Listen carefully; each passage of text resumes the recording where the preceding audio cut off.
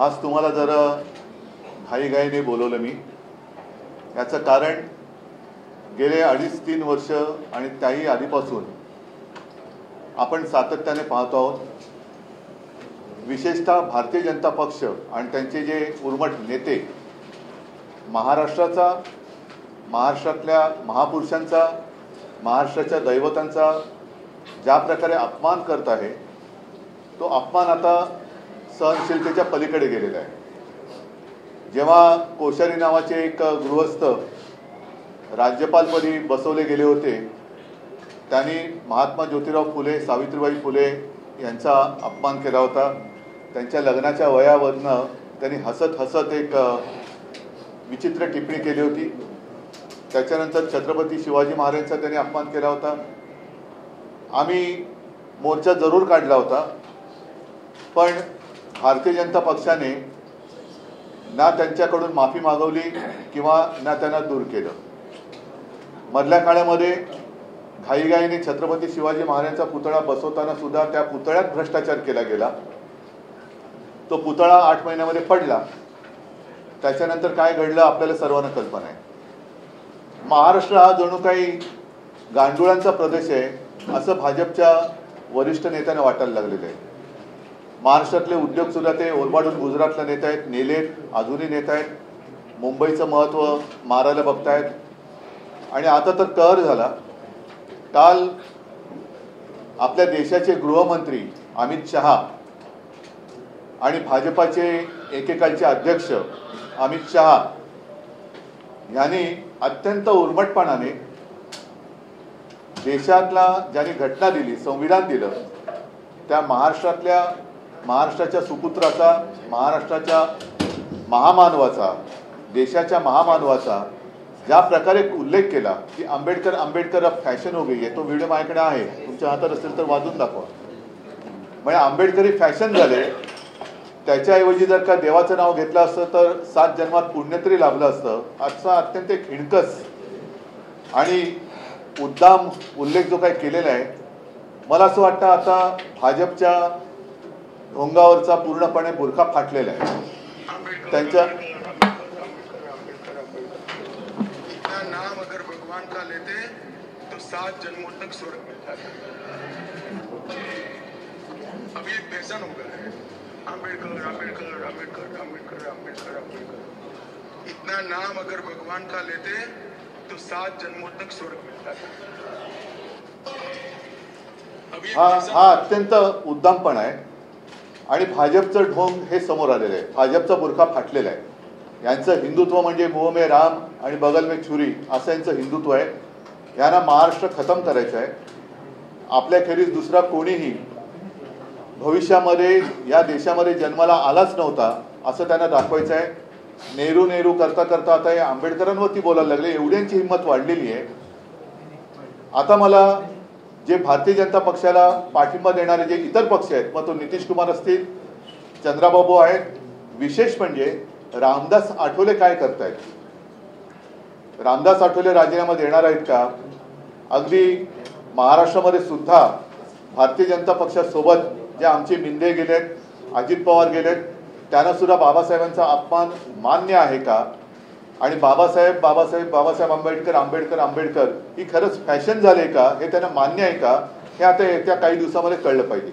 महाराष्ट्र तर आता मला असं वाटतं सहनशीलतेच्या पलीकडे गेलेला आहे आणि भारतीय जनता पक्षाने आणि संघाने सुद्धा आता खुलासा केला पाहिजे की हे तुम्ही अमित शहाकडनं बोलून घेतलंय का?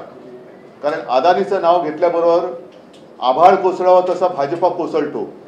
जो अदानीवरती आरोप करतो त्याच्यावरती भाजपा कोसळून पडतो। आता बाबासाहेबांचा उल्लेख असा केल्यानंतर भारतीय जनता पक्ष हा अमित शहांवरती काय कारवाई करणार आहे का? आणि नाही तर मी तर स्पष्ट म्हणतो की भाजपचं ढोंग आता उघड पडलेलं आहे। भाजपचंच जो आतलं जे काही काळं आहे, हृदयातलं काळं, हे बाहेर आलेलं आहे। आणि आता तरी महाराष्ट्राने आणि देशाने शहाणं झालं पाहिजे। आम्ही जे लोकसभेच्या वेळेला म्हणत होतो की यांना संविधान बदलायचं आहे, संविधान बदलायचं आहे, दुर्दैव असं की संसदेमध्ये चर्चा ही संविधानावरतीच सुरू आहे।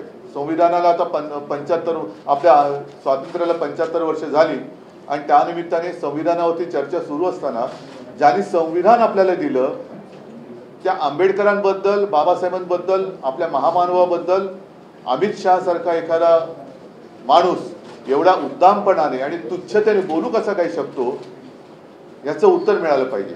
नाहीतर भारतीय जनता पक्षाला सत्तेवरती राहण्याचा अधिकार नाही. घटनाकर्त्यांचा अपमान करणाऱ्याला जर का ते अभय देणार असतील तर मला असं वाटतं मोदींनी सुद्धा सत्तेवरती राहता कामा नये. त्यांनी एकतर अमित शहावरती कारवाई करावी, नाहीतर मोदींनी सत्ता सोडावी.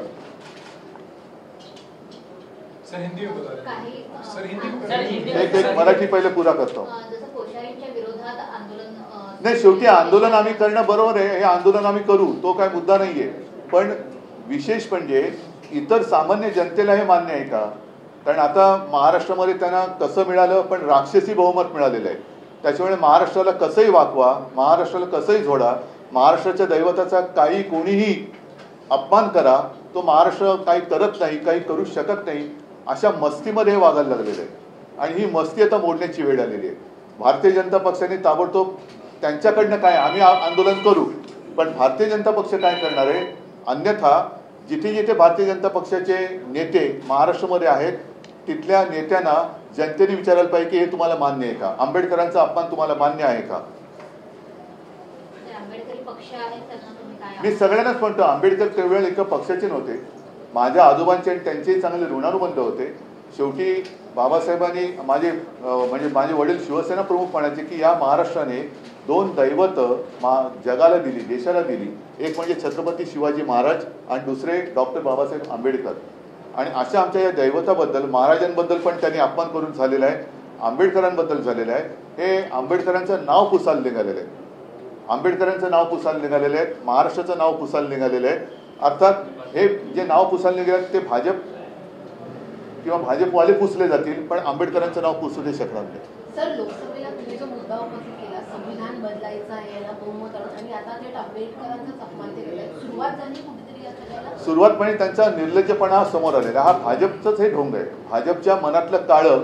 कारण अमित शहा एवढं बोलण्याचं धाडस करतील असं मला वाटत नाही. त्यांना नक्कीच संघाने आणि भाजपाने सांगितल्याशिवाय ते बोलू शकणार नाही, कारण त्यांना कल्पना आहे की ते कुठे बोलत आहेत.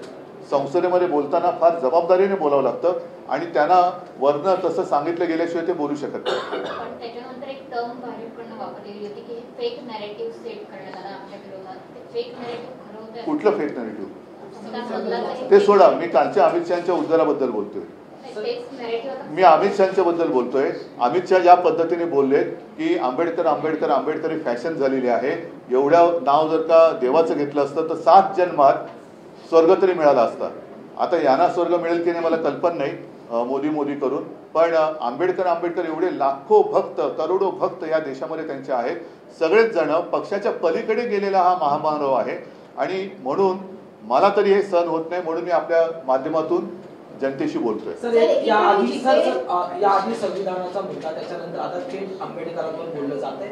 एकीकडे थेट मनू आणि त्याच्यानंतर संविधान असं कंपॅरिझन चालू आहे असं तुम्हाला काही वाटतंय? नाही, शेवटी आंबेडकर त्रासले होते ते याच मनोविकृतीमुळे.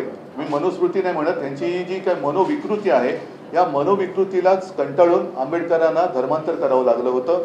कारण त्यांचं जे म्हणणं होतं की आम्हाला माणसासारखं जगू द्या, की माणसासारखं जगू न देणारी ही विकृत मनोवृत्ती होती, तीच आज अमित शहाच्या तोंडातून बाहेर पडलेली आहे. सर, एकीकडे जिथे अमित शहानी हे वक्तव्य केलं, दुसरीकडे त्यांच्याच नेत्यांसोबतची बैठक दिल्लीमध्ये झाली. म्हणजे जे.पी. नड्डा असतील आणि पियुष गोयल आणि अश्विनी वैष्णव हे सगळेजण एकत्र बैठक घेतली त्यांनी आणि विरोधकांना कशा प्रकारे उत्तर द्यायची या संदर्भात आणि कसं टॅकल करायचं याची चर्चा या बैठकीमध्ये झाली. त्यांना सगळीकडे राजकारण दिसतंय. पण आता महत्वाचा विषय मी जो मांडलेला आहे की आंबेडकरांबद्दल ज्या पद्धतीने अमित शहा उद्दामपणाने बोललेले आहेत, ही भाजपची मनोविकृत वृत्ती ही आज जगासमोर आलेली आहे. या मनोविकृतीबद्दल आता भाजपाने बोलायला पाहिजे. कारण ही मनोविकृत वृत्ती, परत एकदा सांगतो, ज्या बुरसटलेल्या रूढी परंपरा विरुद्ध माझ्या आजोबांनी लढा दिला, बाबासाहेबांनी तर लढा दिलाच, त्यांना ते भोगावं लागलं होतं. आणि तीच विकृती, तीच मनोविकृती ही पुन्हा राज्यावरती आली की काय असंच आता वाटायला लागलेलं आहे. त्याच्यामुळे ही विकृती आता दूर करायला लागेल. पंतप्रधान बोलतायत की काँग्रेसनेही बाबासाहेब आंबेडकरांचा अपमान केला. मला दुसऱ्याने शेण खाल्लं म्हणून तुम्ही खाताय का? अमित शहानी काल काय केलं त्याच्यावरती बोला. अमित शहा राज्यसभेत बोललेले आहेत आणि तो व्हिडिओ मी आता तुम्हाला दाखवते, तुमच्याच माध्यमातून तो माझ्याकडे आलेला आहे. त्याच्याबद्दल भाजपची भूमिका ही स्पष्ट झाली पाहिजे, कारण भाजप एवढ्या उद्दामपणाने आता वागायला लागला आहे, हे फार संतापजनक है. हिंदी में सर, जिस तरीके से कल अमित शाह राज्यसभा में उन्होंने कहा, एक गुस्ताखी की उन्होंने, और महामानव डॉक्टर बाबा साहेब आम्बेडकर का नाम लेते लेते उन्होंने कहा कि अब ये तो फैशन हुई है, आम्बेडकर आम्बेडकर आम्बेडकर आम्बेडकर, मैंने सुना है ना आपको, ये अब फैशन हुई है. इतने बार अगर आप भगवान का नाम लेते तो शायद 7 जन्म में आपको स्वर्ग में स्थान मिल जाता. आप होते कौन हो? आम्बेडकर जी ने जो एक व्यक्ति ऐसी है, किसी पक्ष की सीमा उनको लागू नहीं होती. हर एक के दिल में महामानव डॉक्टर बाबा साहेब आम्बेडकर जी के लिए एक स्थान है, और जिन्होंने संविधान हमें दिया उनका अपमान जिस तरीके से भाजपा कर रही है वो हमें तो मंजूर नहीं है. और इसलिए अब क्या भाजपा और राष्ट्रीय स्वयंसेवक संघ अमित शाह जी के ऊपर कुछ कार्रवाई करने वाले हैं, या उन्होंने खुद कहा था अमित शाह जी को कि ये बात कहो? अब ये देखना होगा. और मैं तो कहता हूं कि बाकी सारे जो पार्टियां हैं जिन्होंने भाजपा को समर्थन दिया है, वो चाहे चंद्रबाबू हो या नीतीश कुमार हो, या महाराष्ट्र में हमारे गद्दार लोग हैं और अजित पवार है, क्या उनको भी ये मंजूर है? रामदास आठवले जी इसके बावजूद भी अब उनके कैबिनेट में रहने वाले, जिस कैबिनेट में अमित शाह है. तो ये सारी बातें अभी 1-2 दिन में स्पष्ट होनी चाहिए. क्या आप किसी तरह की अपॉलॉजी देख रहे हैं अमित शाह की तरफ से इस पूरे मैटर को देख? नहीं, उन्होंने जो भी गुस्ताखी की है, मुझे नहीं लगता कि उनको ऊपर से कहा गया होगा ही होगा, अन्यथा वो ऐसी हिम्मत नहीं करते. शिवसेना का यहाँ से रोल क्या रहेगा इस इशू को? शिवसेना तो हमेशा शिवसेना का रोल करेगी, लेकिन अब भाजपा का रोल क्या है? अदानी के ऊपर अगर आप कुछ कहते हैं तो पूरी, जैसे आसमान फट जाता है वैसे बिजली गिर जाती है, वैसे पूरी भाजपा आती है उनके समर्थन के लिए. तो अब उनका जो एक नकाब था वो उतर गया है, और उनके दिल में जो एक काला जहर था वो सबके सामने आया है. बीजेपी का कहना है कि वो क्लिप को काट के दिखाया जा रहा है, जो पूरी बात है वो नहीं बताई जा रही. उसके बाद उन्होंने कहा कि कांग्रेस ने किस तरीके से अम्बेडकर जी का, वो कांग्रेस ने जो कुछ किया, कांग्रेस ने अगर गोबर खाया होगा तो इसलिए आपका गोबर खाना सबको मंजूर होगा? कांग्रेस ने अगर गोबर खाया होगा, चलो मैं एकदम स्पष्ट शब्द में कहता हूं, लेकिन जिस तरीके से उन्होंने कहा है, मैंने दिखाया ना, आम्बेडकर आम्बेडकर आम्बेडकर फैशन हुआ है, इसमें काटने की बात क्या है? इतने बार अगर आप भगवान का नाम लेते तो 7 जन्म में आपको पुण्य मिल जाता, स्वर्ग में स्थान. इसमें काटने की क्या बात है? और आपको क्या दिखाना है? आप प्रधानमंत्री से कोई मांग करेंगे? मैं प्रधानमंत्री से मांग, मैं कौन होता हूं करने वाला, लेकिन मैं तो यही चाहता हूं कि क्या प्रधानमंत्री जी अब इनके ऊपर कुछ कार्रवाई करने वाले हैं, या खुद प्रधानमंत्री जी ने कहा था अमित शाह को ये कहने के लिए? ये बात स्पष्ट होनी चाहिए. क्या आप चाहते हैं आरएसएस भी यहाँ पर अपना एक रोल प्ले करे? उनको आपको आरएसएस ने भी स्पष्ट करना चाहिए कि ये अमित शाह का व्यक्तिगत मत था या आरएसएस परिवार का ये मत है. आरएसएस ने कहना चाहिए. लोकसभा में जिस तरह से उनको जनमत हासिल हुआ, जिसमें ये अहम मुद्दा रहा डॉक्टर अम्बेडकर और संविधान, क्या इसी की नाराजगी अमित शाह ने अभी संविधान नहीं, उनके जो दिल में था उस वक्त जो कहा गया था कि अभी आपने जो मुझे सवाल पूछना चाहती थी ना, फेक नैरेटिव, तो ये तो फेक नैरेटिव नहीं है ना, ये तो खुलेआम खुद अमित शाह जी ने कहा है. तो इसका मतलब है कि उनके मुंह में राम और बगल में छुरी, यही भाजपा का हिंदुत्व है. तोड़ो फोड़ो और राज करो, यही भाजपा का हिंदुत्व है. और सिर्फ सत्ता जिहाद, सत्ता के लिए कुछ भी वो करने के लिए तैयार हो जाते हैं, यही स्पष्ट दिखाई दे रहा है. और मैं तो कहता हूँ महाराष्ट्र, उनको लगता है कि अब महाराष्ट्र में कुछ रहा नहीं, कुछ भी करो, तोड़ो मरोड़ो, महाराष्ट्र लूटो, गुजरात में लेके जाओ, महाराष्ट्र कुछ कर नहीं सकता, ऐसे उनको अब लगने लगा है. तो क्या वन नेशन वन इलेक्शन की तरफ ये नहीं, वन नेशन वन इलेक्शन छोड़ो, पहले बाबा साहब आम्बेडकर जी का अपमान जो उन्होंने किया है उस बारे में मैं उनसे खुलासा चाहता हूँ. सर परभणीत संविधानाचं विटंबना केली गेली, त्याच्यानंतर आता अमित शहाचं वक्तव्य, परभणीत ज्यांनी कोणी केलं त्याला पकडण्यात आलेलं पण मानसिक रुग्ण असं सांगितलं जाते. मग आता अमित शहा नेमके काय? मी म्हणतो ही मनोविकृती आहे, आणि ज्या मनोविकृतीने मी मगाशी बोललो ना, ज्या मनोविकृतीमुळे डॉक्टर बाबासाहेब आंबेडकरांना धर्मांतर करावं लागलं, तीच मनोविकृती अमित शहाच्या मनात आहे. ठीक है. एक सवाल आपसे जानना चाहेंगे. उद्धव साहब, इस तरफ एक सवाल आपसे जानना चाहेंगे। आपने स्पष्ट तौर पर वीर सावरकर के ऊपर अपनी राय रखी है, इससे अब कहीं ना कहीं कांग्रेस को ठेस पहुंच रही है। मैं कल अमित शाह जी ने जो डॉक्टर बाबा साहेब अम्बेडकर जी के बारे में गुस्ताखी की है, उस बारे में आज आप सबको मैंने बुलाया है और मैं चाहता हूं इस बारे में पहले भाजपा और राष्ट्रीय स्वयंसेवक संघ खुलासा करे। ठीक है, धन्यवाद।